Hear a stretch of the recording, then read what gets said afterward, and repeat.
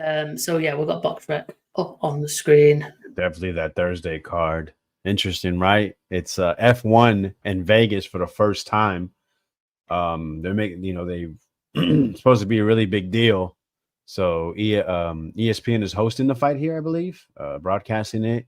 So Okay. Top Rank tried to jump on that and try to use that and do something different. Put Shakur as the main event in the T-Mobile Arena. Wasn't the opponent they originally wanted. It was supposed to be Frank Martin. However, Frank Martin believed he deserved a little more cheese for the fight. So steps in Edwin de los Santos. And it's a card with a lot of, young prospects that a lot of the people here in America know. Floyd Cash Diaz, Troy Isley. Troy Isley is in a very tough fight against Vladimir Hernandez. You may find that name familiar because Vladimir Hernandez beat J-Rock when J-Rock was coming back from being knocked out. And he just recently upset a prospect out of Baltimore, Maryland, out of the Tank Camp. He got a majority decision win over, oh my God, what's his name? Lefty. Anyways, so Vladimir, he's seen as a tough guy. And Troy Isley's a former U.S. Olympian. So big fight for him. Don't ask me to log in. What are you doing? Yeah. Tell you what, I will jump on over to the other screen. No worries. Abdullah Mason is a guy that a lot of people I speak with, a lot of people that just know about these American prospects, they're seeing that guy as one of the next best up and coming. So definitely want to take a look out for him. He's a lefty, young kid, maybe 20. Abdullah Mason, man. I don't know anything about his opponent, but I feel bad for him. Let's see. Let's try that window. That window. Yeah, that's the one. Okay, I should be able to click into people now. Yeah, Abdullah Mason was the one name I'm familiar with that you've mentioned him before. We've mentioned it in these streams. He's got some excitement about him. Up to 10-0 now, which is good. That's right, Treese. It was Truck Simpson. Sorry about that. Yeah. Okay. And of course, you got the main event and co-main. I mean, Navarrete.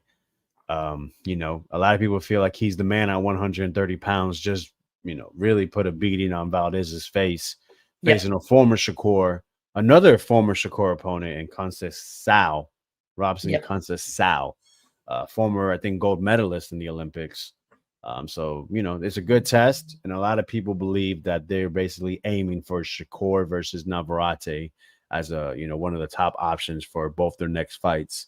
Navarrete has options at 130, but just not on the top ranked side. And Shakur, had to, a lot of people feel like he had the opportunity to fight Devin, didn't take the deal presented. And since then can't find the right dance partner. People believe Edwin de los Santos has a good chance because he has a good blend of speed and power. But when we're talking about someone like Shakur Stevenson, I think he has the best anticipation in the game.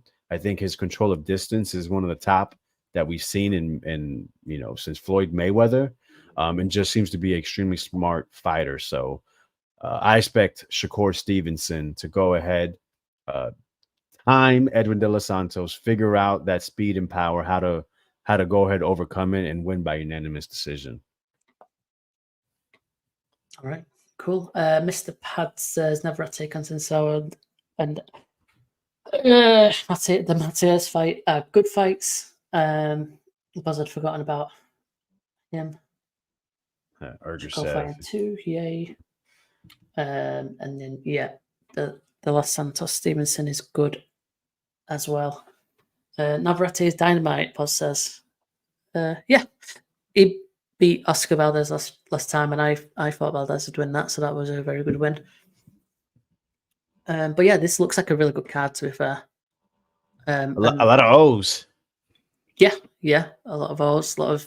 I guess these are all upcoming talents to showcase them. And did you say there was a reason for the Thursday night? Because that's very random, isn't it? F1 coming to Vegas. Okay. For the first time ever. First time. That's Formula One racing cars. Yep. Got you.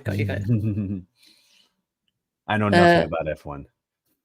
I used to watch it actually quite often, but just kind of got boring after a while. Too predictable.